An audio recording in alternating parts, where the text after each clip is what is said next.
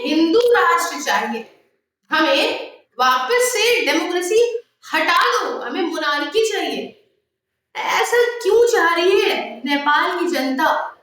आइए इस वीडियो के अंदर जानते हैं। बहरहाल तो कर्फ्यू जो लगा था काठमांडू में नेपाल के अंदर, उसे हटाया जा चुका है, लेकिन हम डिटेल से समझते हैं कि एक्चुअली में पूरे विश्व भर के अंदर कौन कौन से प्रकार के रूल्स होते हैं और नेपाल के अंदर लोगों की तरफ से सड़कों पे आके भारी मात्रा में इस बात पे क्यों प्रोटेस्ट किया जा रहा है कि उन्हें मोनार्की चाहिए। आइए सब कुछ जानने का प्रयास करते हैं।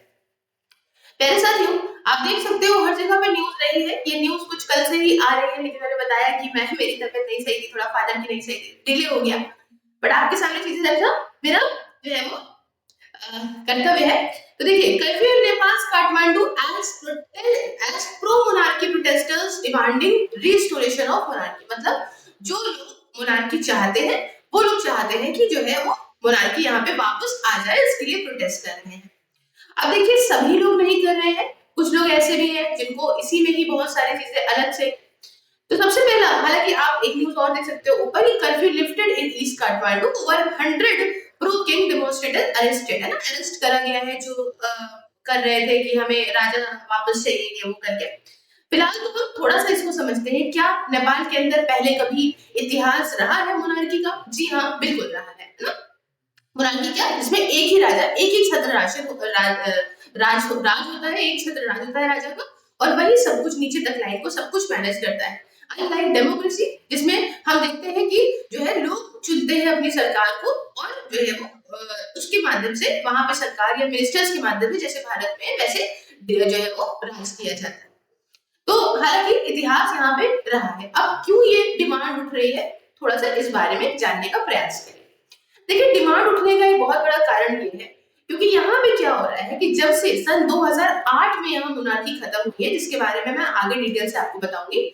जब से यहाँ पे ये मोनार्की खत्म हुई है, तब से हम देख रहे हैं, देखिए ये 240 साल बाद खत्म हुई थी मोनार्की यहाँ पे, और हमने देखा कि तब से आज तक 2008 से 2025, आज करीब 17 सालों में ही हमने देखा 13 सरकारें वहां बदल चुकी हैं।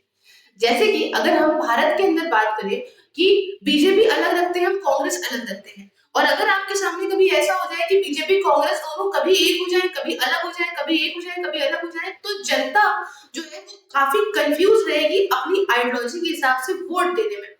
और यहाँ की सरकार के यही जो रणनीति चली आ रही है, कभी कोई पार्टी आपस में मिल जाती है, कभी अलग हो जाती है, कभी कुछ कभी कुछ, ये जो घपट शौट मचा देती है, इसमें यहाँ की जनता का कहने का मतलब ये है कि भाई हमारे यहाँ नुकसान बहुत हो रहा है, हमारे को रोजगार नहीं मिल रहा है, हमारे को एम्प्लॉयमेंट की प्रॉब्लम, हमारे को इन्फ्लेशन रेट इतना ज्यादा, महंगाई इतनी ज्यादा, तो इससे तो अच्छा ये करप्शन जो सरकारें कर रही हैं आपस में एक दूसरी पार्टीज, इससे तो बढ़िया है कि वापस से यहाँ पे राजा का शासन आ जाए, जिससे हमारे साथ एटलीस्ट ये तो फायदा होगा कि हम लोग उनके, भाई एक बार उनका पेट भर गया, एक बार उन्होंने खा पी लिया अच्छे से सारा जनता का पैसा, तो अब वो जनता के बारे में कुछ तो सोचेंगे। यहाँ पे तो अलग अलग प्रकार की सरकारें आएंगी, अलग अलग प्रकार के उसके अंदर लोग रहेंगे, और सब अपना पेट भरने के बारे में हर थोड़ा थोड़ा टाइम बाद सोचेंगे, और जनता के सारे इंटरेस्ट को इग्नोर कर देंगे। तो इस वजह से लोगों का भी यहाँ पे कहना है कि भाई प्रोटेस्ट तो फिर बहुत जरूरी है, हमें वापस से चाहिए, क्या चाहिए, यहाँ पे मोनार्की।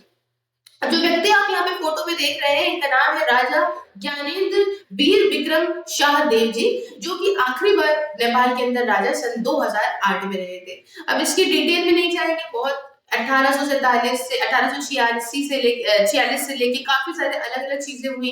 पहले मोनार्की रही, फिर कुछ वक्त तक डेमोक्रेसी आई, फिर मिलके काम हुआ, फिर ऐसे करते करते एक शासन आया, वो शासन हटने के बाद फिर ये शाह का शासन आया, फिर कुछ मिलता गया, तो आखिर तक हम मोटा मोटा ये समझते हैं कि बहरहाल जो है वो, मतलब लेक्चर लंबा करने वाली बात है तो अलग की बात है, लेकिन चूंकि मैं कर देती लेक्चर लंबा भी, लेकिन अब जो कि वीडियो भी पुरानी हो जाएगी, बहुत ज्यादा न्यूज भी एक दिन पुरानी हो जाएगी, तो हम बहुत डिटेल से इस चीज को अभी टाइम वेस्ट नहीं करते हैं। बहरहाल मोटा मोटा ये समझिए कि सन 2008 में यहाँ से चले गए थे। अब लोगों की डिमांड ये है कि इनको वापस लाने की डिमांड की जा रही है।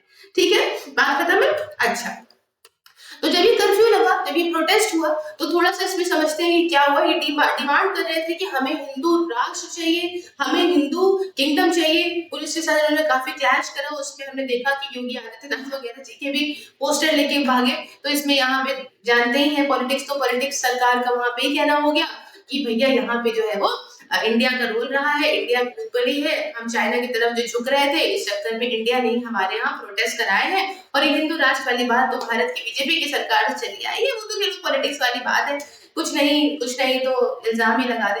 नेपाल कहाँ पे पड़ता है, थोड़ा सा आपको दिखा दूं, देख लीजिए यहाँ पे इस तरह से नेपाल पड़ता है, हमारा इससे बॉर्डर टच करता है, इसलिए हमारे लिए बहुत ही इंपॉर्टेंट कंट्री बन जाता है ये एक लैंड लॉक कंट्री है। लैंड लॉक कंट्री का मतलब है कि इसका किसी भी प्रकार से कोई भी स्रोत पानी से नहीं मिलता है, इसका कोई भी हिस्सा, इसलिए ये बहुत ज्यादा डिपेंडेंट है हम पे और चाइना पे।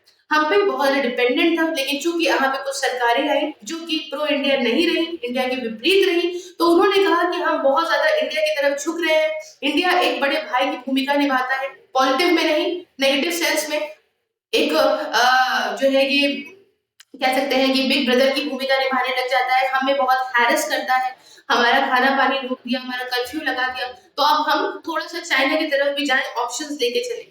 चाइना तो चाइना है, इंडिया के हर एक जरा सा कोई खिलाफ होता है तो उसको फंडिंग देने पहुंच जाता है।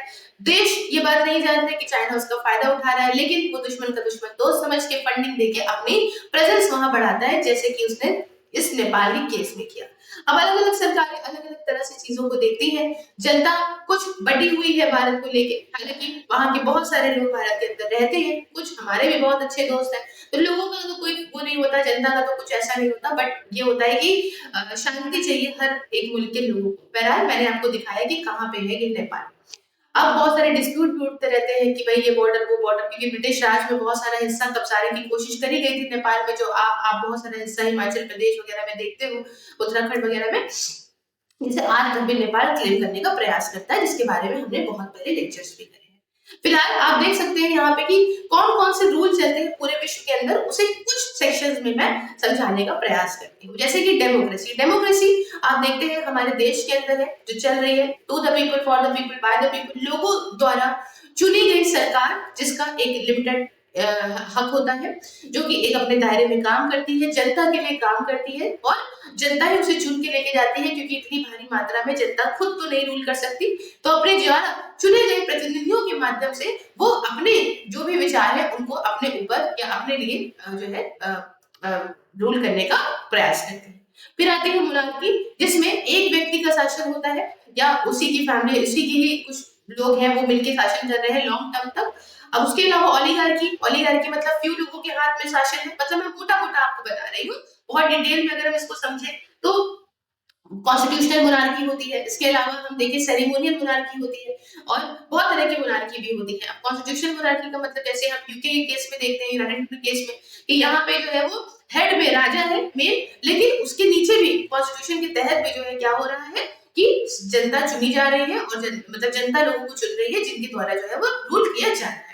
ठीक है, फिर हम डिक्टेटरशिप में आ जाते हैं, इसमें ऐसा समझ लीजिए कि एक तरीके से एक ही छत्र राशन हो गया, मतलब जैसे कि हम हिटलर के केस में देखते थे कि वो डिक्टेटर बन गए, जिसमें दुर्राटी ने हाल फिलहाल बहुत अच्छी वीडियो बना दी थी कि जो है भारत में भी डिक्टेटरशिप आ रही है।